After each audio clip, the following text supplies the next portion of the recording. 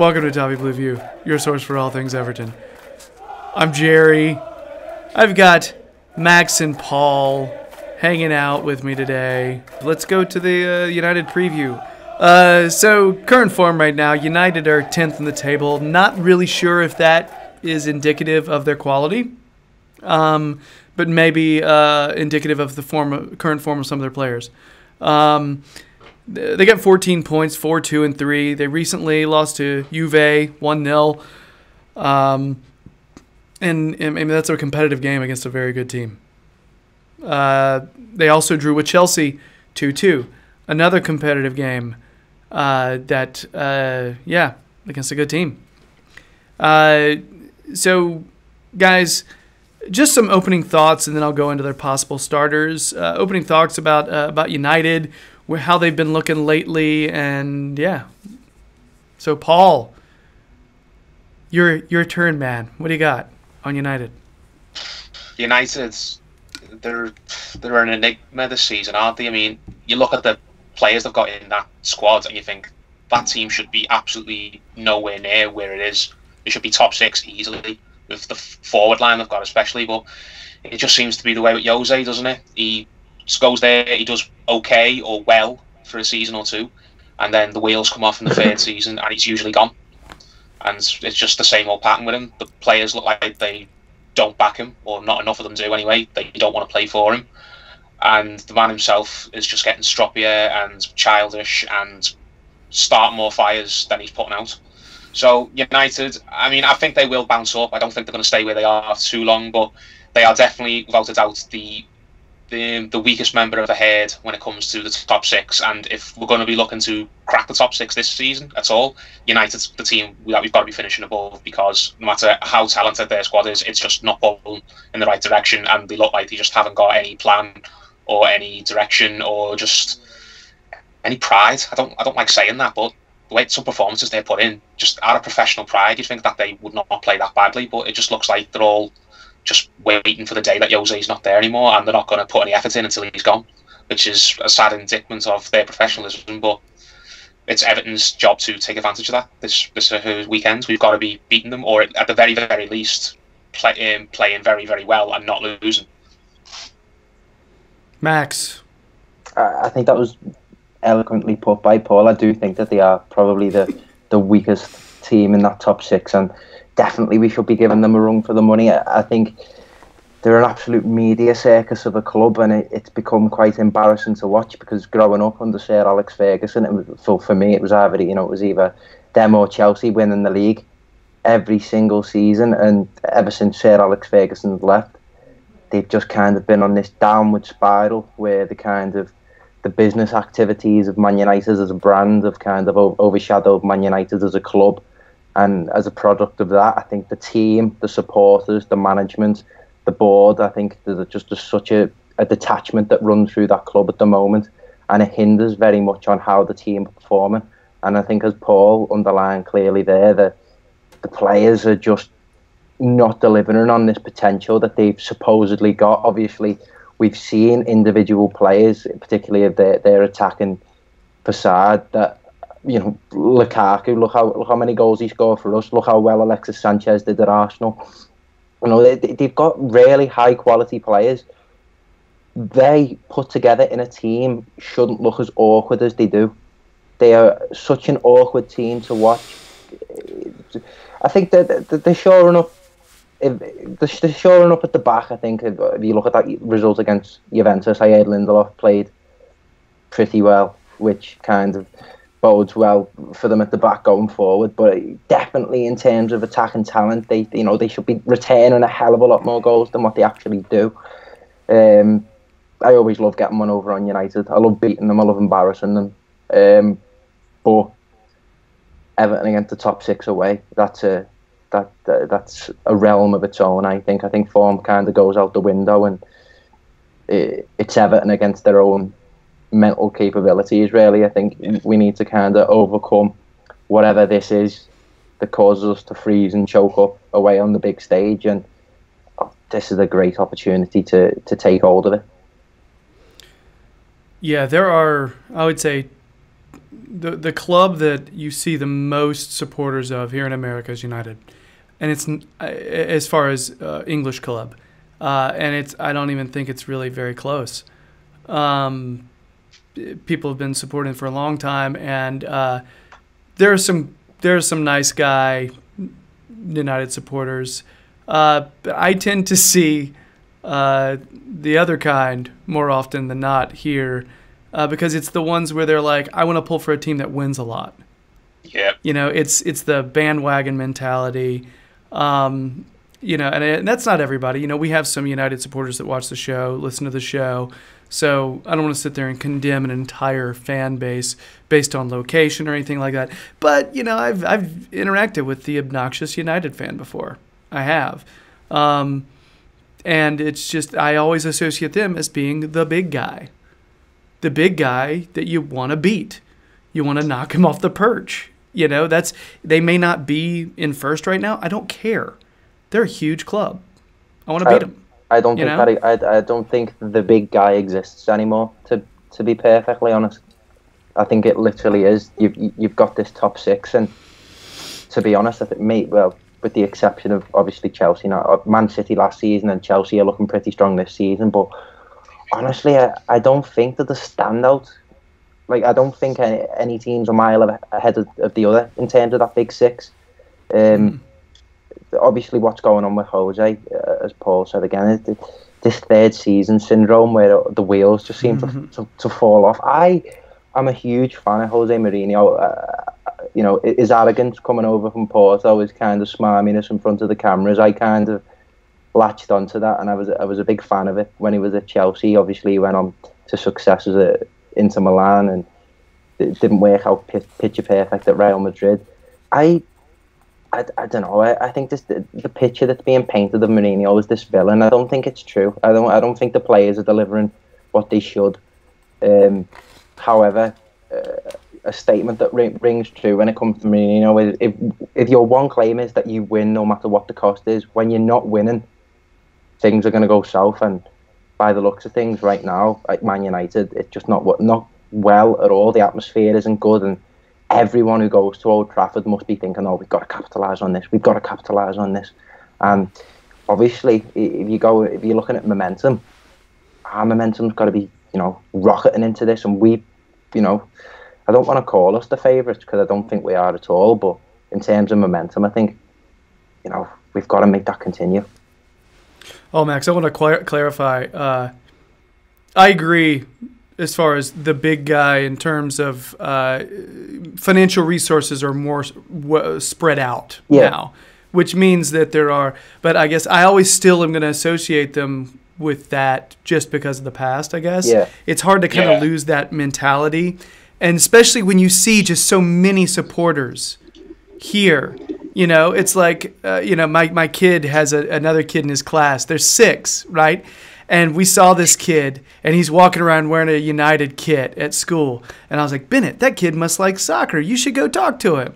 It turns out he's in his class. The kid has no clue what's going on. No. I don't even think he can name a player on his team. And that's what I'm talking about. It's the, hey, we wear this shirt when we're winning kind of thing. Yeah. Yeah. Big jock on campus who all the girls fawn over, but everybody looks at him and thinks, you're not that good. Seriously, where are you going to go when you graduate? Do you know what I mean? It's what it is. They think they're the big guy still. They think they're the big guy, but they aren't. They haven't come close to winning the league since Ferguson left. They've picked up some trophies, fair play to them. But they've not put a title challenge in at all. They've not won many derbies against City, I don't think. I mean, they won one last season, but how many have they won since Ferguson left in the City battles they've had? I am not too sure, but I can't imagine not many. No, they haven't beat Liverpool a lot the last few years. I remember they beat Martial, and I think they might have won last season with Rashford. But you're talking like in a period of 5 years, they've got like maybe 1 or 2 wins against City, 1 or 2 wins against Liverpool. Under Ferguson, they would go into every single one of those games the outright favourites, whether it was home or away. They just don't seem to have that air of superiority over them anymore. Their fans carry it with them, but their players don't, and the supporters and the opposition teams who play them don't feel it. So United are just having an identity crisis, I think.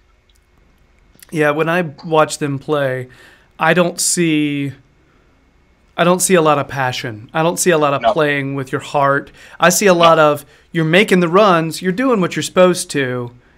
You're technically playing, but it's not. You don't see a lot of people smiling. It's very. It reminds me, and I would say the term workmanlike. Because it's like, hey, we're here to do our job, and there we're doing it. It's Jose Mourinho, like it's systematic. It's it's methodical, which works.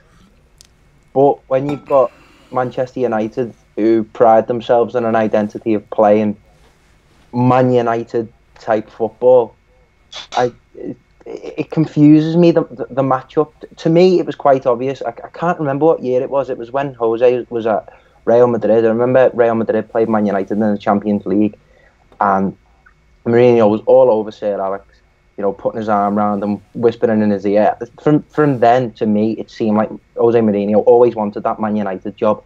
I just think it's come too late, and at a point where the talent that Man United have aren't necessarily a great matchup for what Jose Mourinho is now. I think he's kind of changed to the man, changed to the manager, and I think that's becoming quite apparent in how he's conducting himself. But I genuinely think that the big battle here is with Everton and the inferiority complex that we've got when we go away to these big grounds.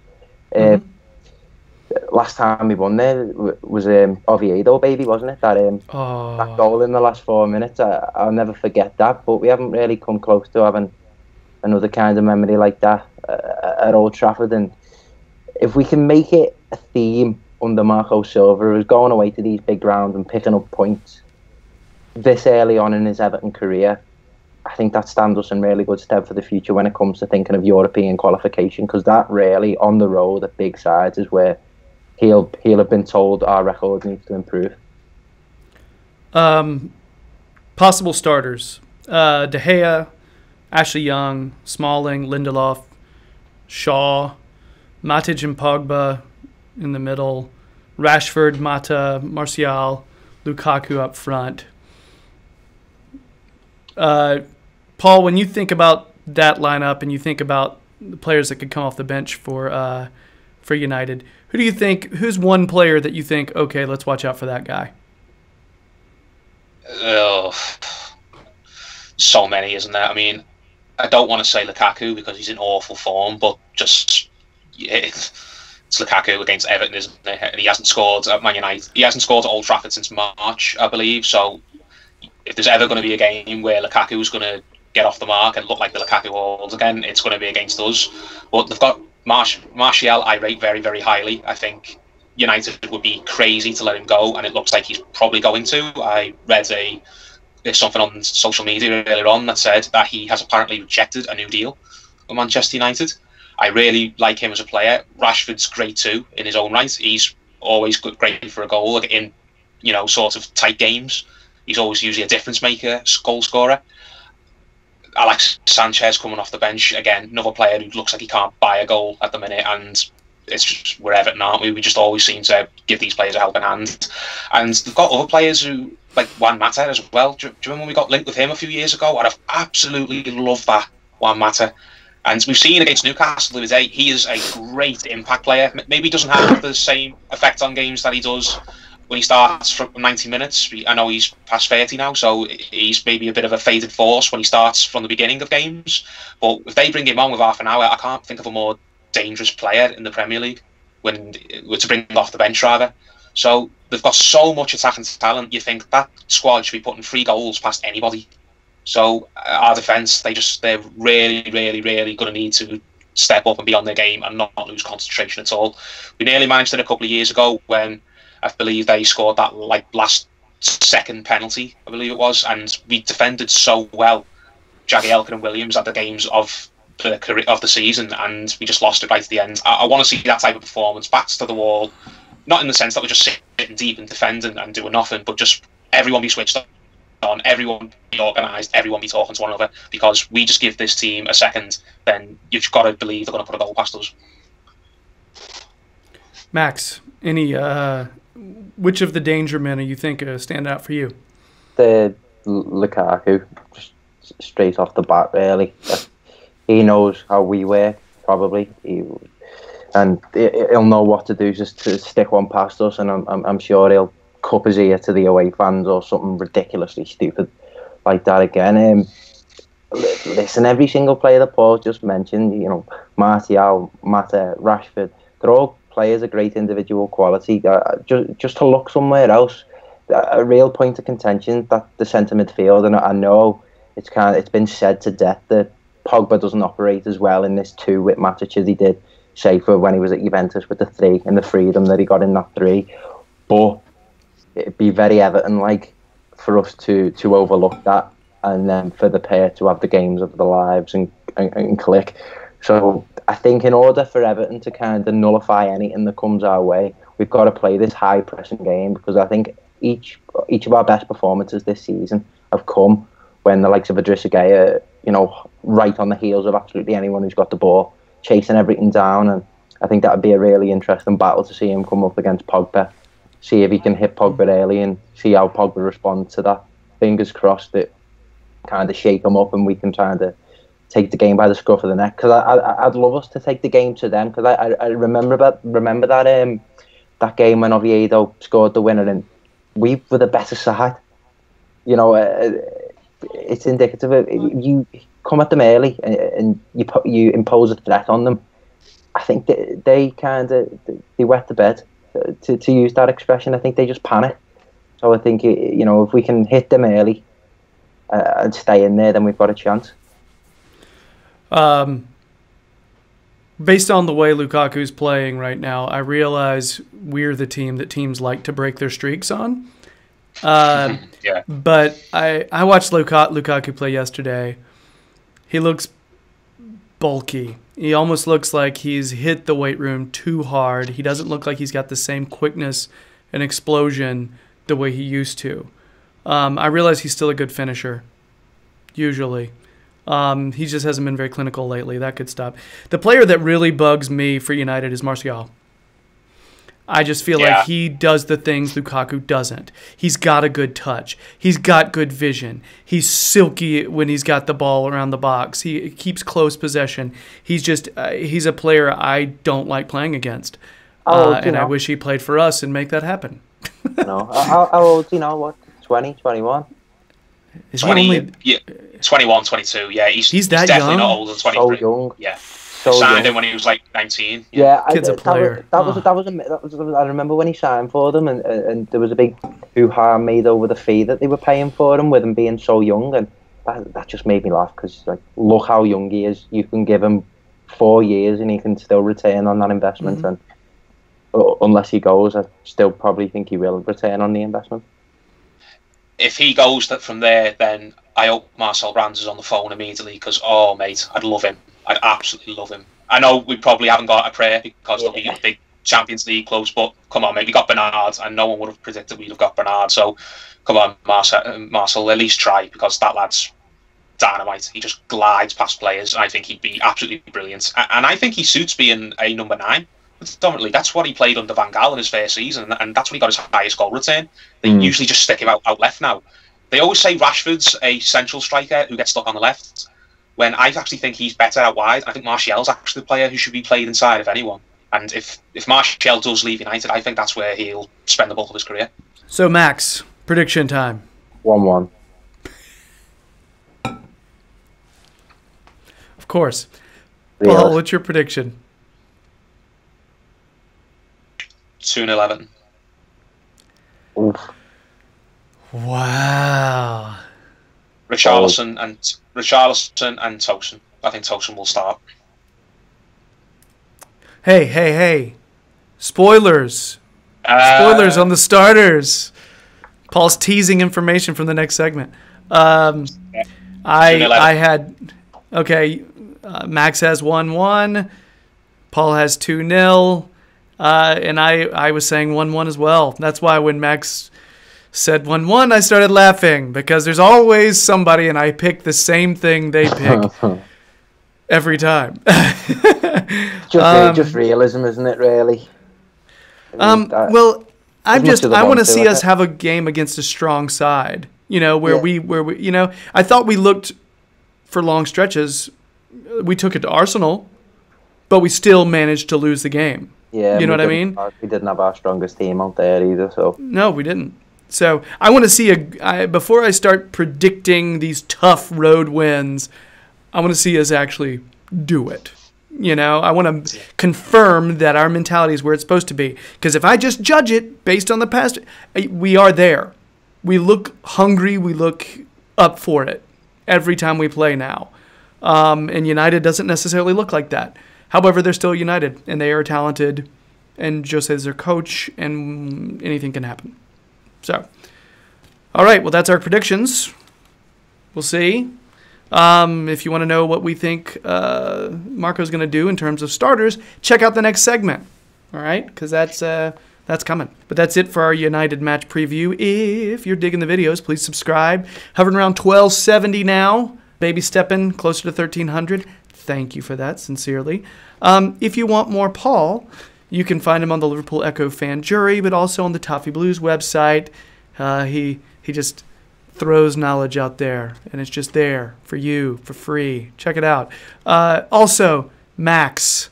Check Max's Twitter timeline because he pops up on podcasts all over the place. But he also puts stuff on the Toffee Blues website. All right. I think that's it for now. We're gonna move on to our starting 11. So, bye.